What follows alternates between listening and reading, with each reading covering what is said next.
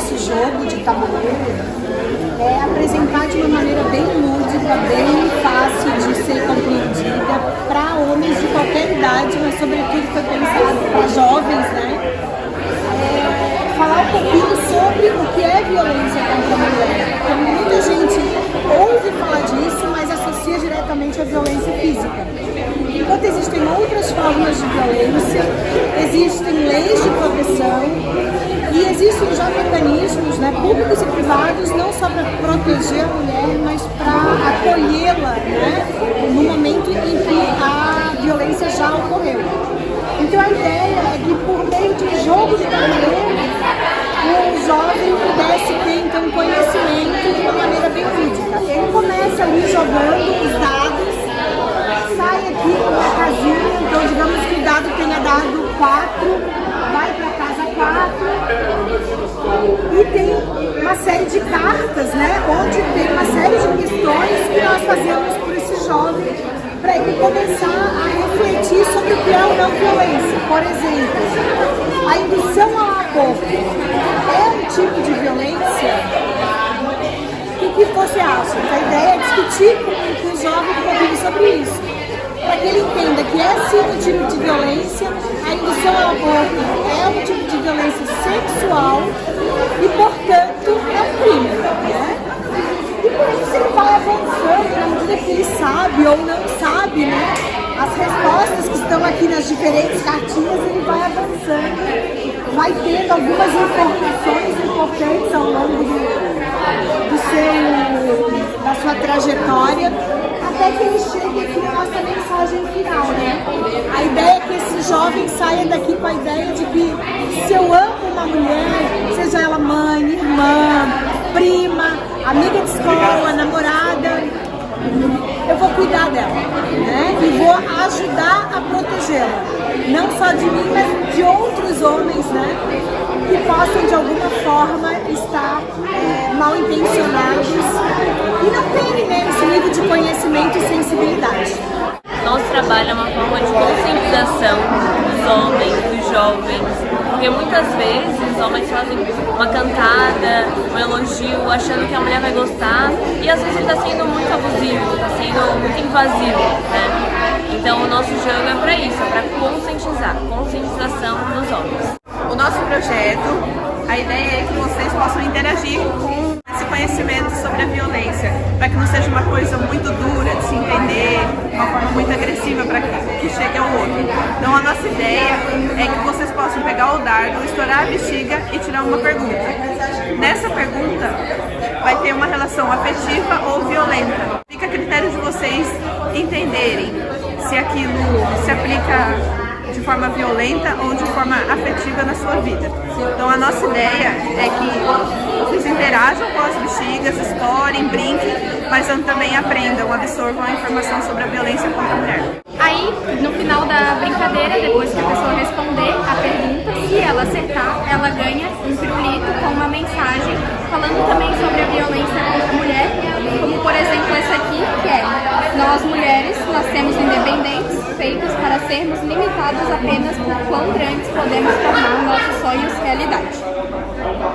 E como objetivo desse nosso trabalho, além de brincar e de ter a interação com a pessoa que vir aqui conhecer o nosso espaço, é também fazer com que ele crie consciência sobre a violência contra a mulher e que ele leve isso daqui, essa atividade que a gente está fazendo aqui hoje, para fora. Também compartilhe o conhecimento que ele ganhou aqui, compartilhe com amigos, familiares, que ele adquiriu a experiência para entender o que ele não deve fazer na violência contra a mulher. Então, o que ele deve evitar sobre violência sexual, o que ele deve evitar para não cometer uma violência patrimonial. Então tudo isso aqui a gente vai aprendendo nessas nossas duas atividades.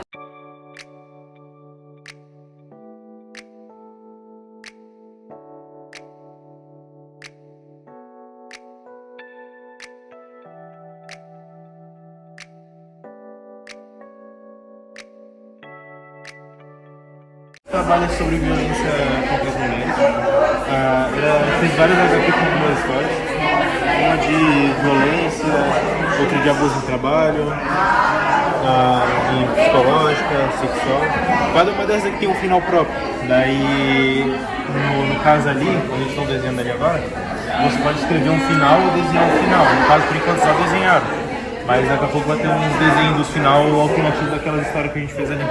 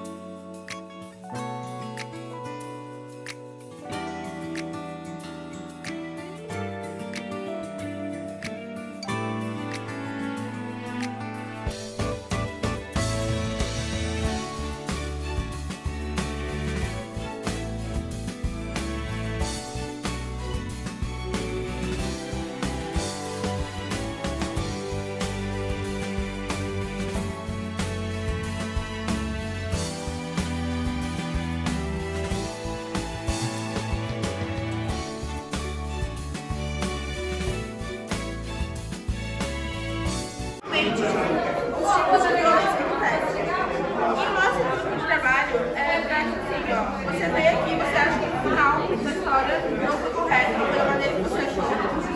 Aí você pode ir e fazer a sua versão.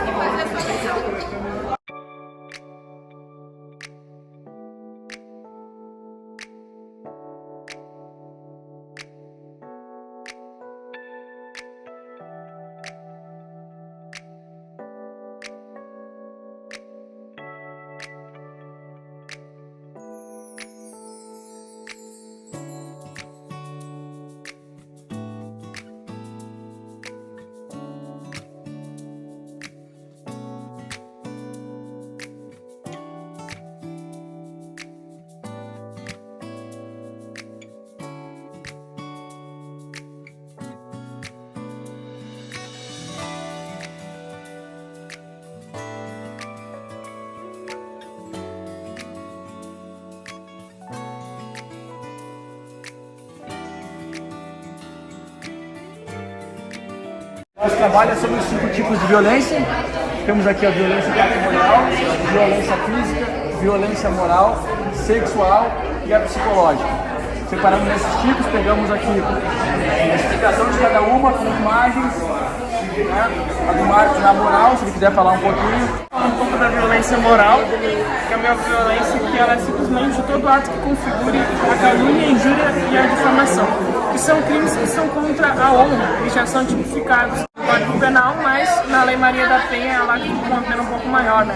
Que é quando o agressor ele fala que a vítima cometeu algum crime, que seria a calúnia, quando ele difama ela, que seria, por exemplo, quando ele espalha por aí que atos que são desonrosos a sua fama, sendo eles verdades ou não, como por exemplo dizer que ela o traía, que ela tem relacionamentos extraconjugais, né, sendo verdade ou não, ele está difamando.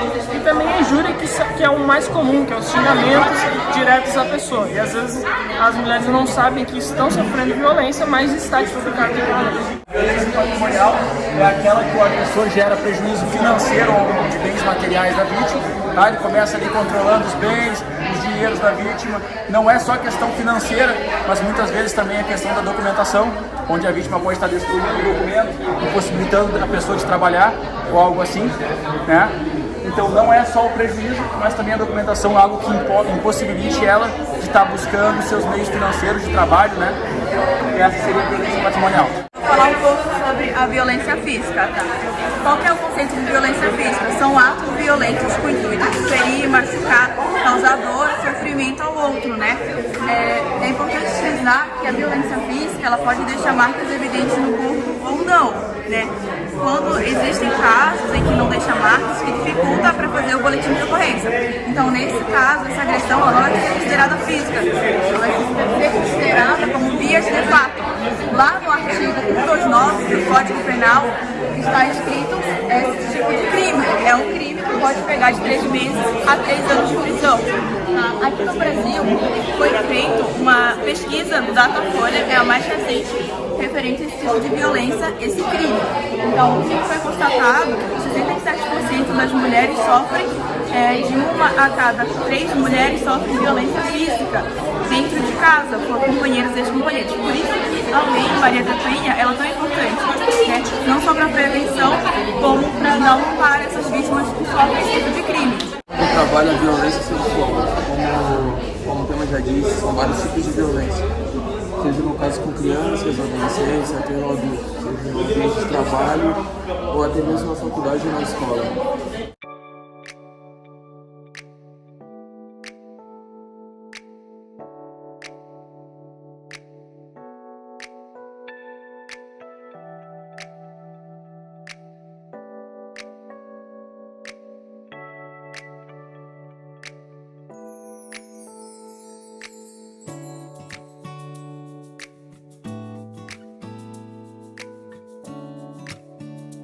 Olá pessoal, tudo bem? Meu nome é Luana, sou acadêmica do curso de Direito. Durante as oficinas nós ficamos responsáveis pela elaboração do questionário com o intuito de obter informações sobre o grau de conhecimento dos participantes em relação à Lei Maria da Penha e conscientizar o público masculino no intuito de diminuir a crescente do número de violência contra a mulher, certo? Dentre os participantes, 68,1% eram mulheres, isso denota um maior interesse das mesmas, né? Nós nos sentimos mais vulneráveis e dessa maneira é um tema que nos interessa muito mais. E dentre os números obtidos, 70,8%, que é o que nos assusta, é que já presenciaram algum ato violento contra a mulher. Lembrando que essa ação ela está voltada para o homem, então a intenção é conscientizar ele não agressão contra a mulher, com o intuito de contribuir para diminuir esse número tão alto de agressão contra a mulher.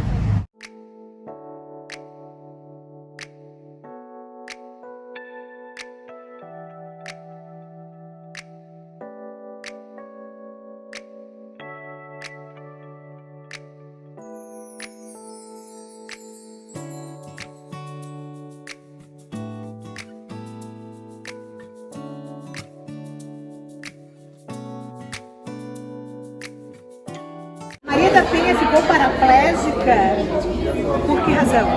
Porque apanhou Mariana. Avance uma casa. Pode jogar o dadinho de novo.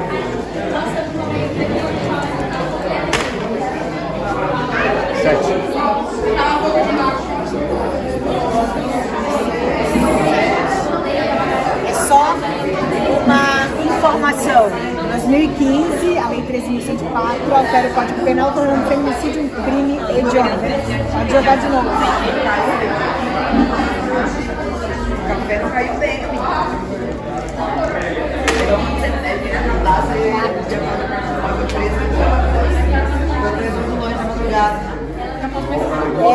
você sabe citar um exemplo de agressão cibernética ou virtual contra a mulher?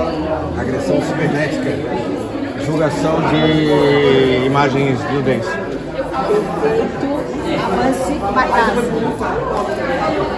Pode rodar de novo. Não chama nossa, gente, eu como essas coisas muito tempo na vida. Agora eu me assim. Agora eu me agressivo. Você conhece o perfil da maioria das vítimas de feminicídio? Você tomaram veneno aqui?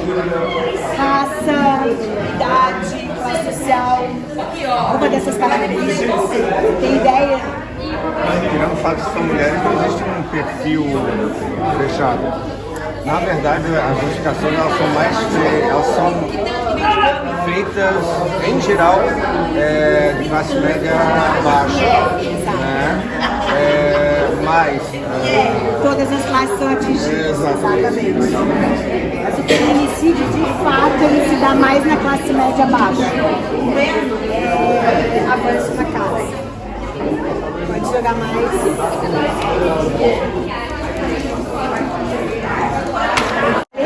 Maria da Penha foi criada para as mulheres se vingarem dos homens? Para protegê-la. Quem cuida, nos ajude nessa causa.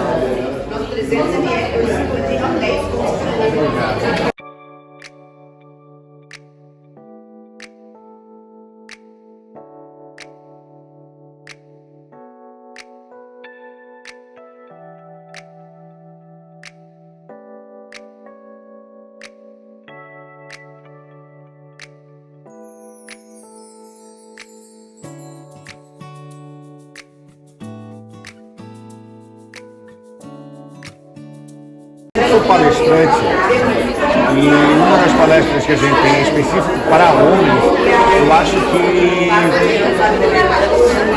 para você atingir o público masculino, ele necessita de uma linguagem específica para o patriarcado. Até mesmo no caso quando você vai falar com a mulher, também de ser uma linguagem um pouco mais intimista. O que é interessante é que de um ano para cá, o homem tem sido incluído no combate à violência. Políticas de prevenção. A gente parou de ser o vilão. O que acontece com a violência contra a mulher, ela é sistêmica e baseada na sociedade. Então, tipo assim, todo homem é um estuprador? Não. Todo homem tem a potencialidade de ser estuprador? Sim. Por quê? Porque você tem uma sociedade que tem uma cultura de estupro, baseada no patriarcado, no machismo estrutural. Se não fosse isso, se fosse mais coibível, né? Se a gente não tivesse tanta permissividade em relação a qualquer tipo de ação ao corpo da mulher, especificamente, e a gente está falando de assédio, está falando de assédio moral, psicológico, que são coisas extremamente difíceis de provar, talvez a gente tivesse um engajamento maior.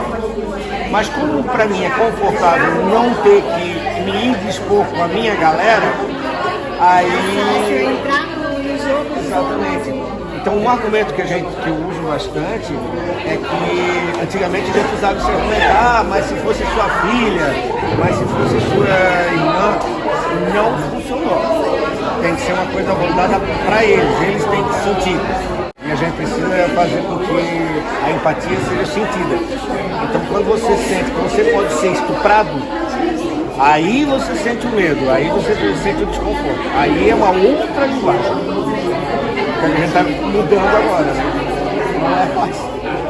E é muito engraçado, porque vai ter muitos homens que dizem assim, você está totalmente correto. Aí chega lá fora, chama a namorada de burra e não entende por que ele está sendo violento. Entendeu? Não entende nem onde é que está o erro. E o principal disso é o poder que se dá à proteção à mulher. Quando o homem é o protetor da mulher, ele se coloca acima dela, e esse é o problema. Então, quer dizer, se eu estou acima de você, eu mando o que você faz, com o teu corpo, a tua vestimenta, etc, porque eu estou te protegendo. Então você não vai sair com essa roupa porque eu estou te protegendo. Sabe? E isso é uma forma de posse. Romantizada, mas é uma forma de posse.